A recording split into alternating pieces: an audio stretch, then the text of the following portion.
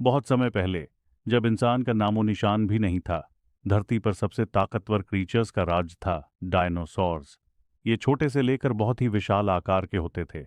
कोई आसमान में उड़ता था, कोई पानी में तैरता और कुछ जंगलों में दहशत मचाते थे। लेकिन एक दिन ऐसा आया जब ये सब गायब हो गए, अचानक, जैसे किसी ने सब मिटा दिया हो। कहानी शुरू होती है 66 मिलियन साल पहले से।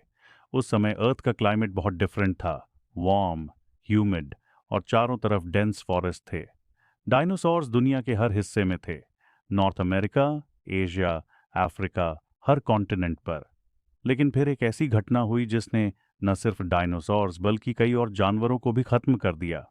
एक शांत दिन था, लेकिन आसमान के किसी कोने से एक आग का गोला तेजी से धरती की ओर बढ़ रहा था। ये कोई छोटा मोटा मीटियोराइट नहीं था, ये एक मैसिव एस्टेरॉयड था, लगभग 10 किलोमीटर चौड़ा।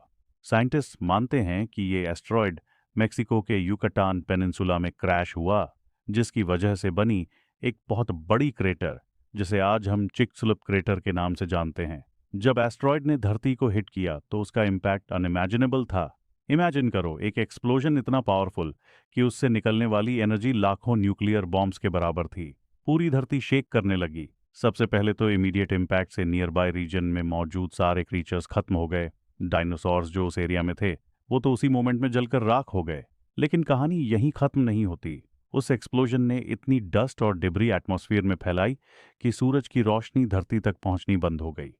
ग्लोबल टेम्परेचर ड्रास्टिकली गिरने लगा। ये एक तरह का न्यूक्लियर विंटर था। प्लांट्स ने फोटोसिंथेसिस करना बंद कर दिया, ट्रीज मरने लगे और फूड चेन टूट गई।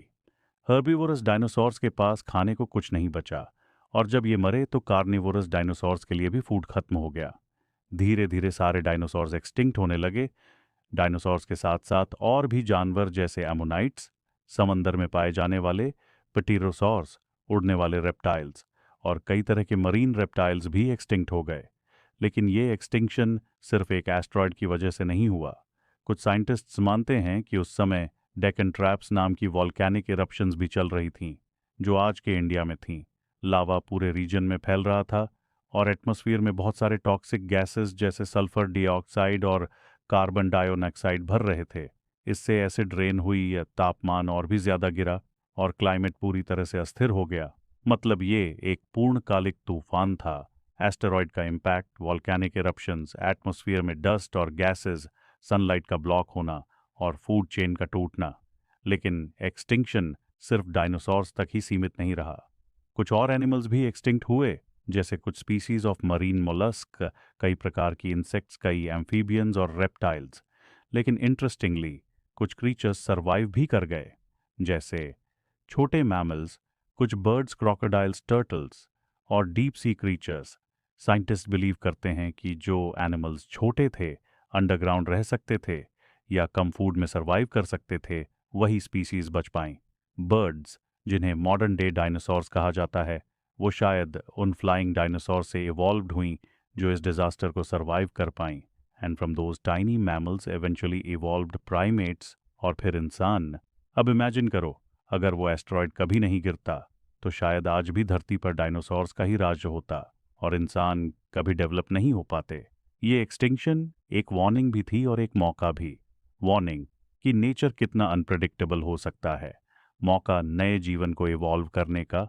अर्थ की हिस्ट्री में ऐसे मैस एक्सटिंक्शंस पहले भी हुए थे और बाद में भी हुए, लेकिन डायनासोर एक्सटिंक्शन सबसे फेमस इसलिए है क्योंकि वो सबसे ड्रामेटिक था और इसका सीधा कनेक्शन हमारी एग्जिस्टेंस से भी है।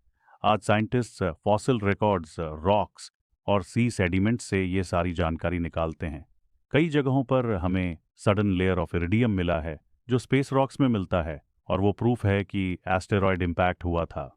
और जब हम म्यूजियम में डायनासोर बोन्स देखते हैं या जुरासिक पार्क जैसी मूवीज देखते हैं, तो एक सवाल जरूर आता है मन में, अगर वो फिर से वापस आ गए तो। एक्चुअली कुछ साइंटिस्ट डीएनए से डायनासोर्स को वापस लाने की कोशिश भी कर रहे हैं बाय स्टडिंग बर्ड्स और फॉसिल्स। लेकिन अभी तक ये केवल इमेजिनेशन है।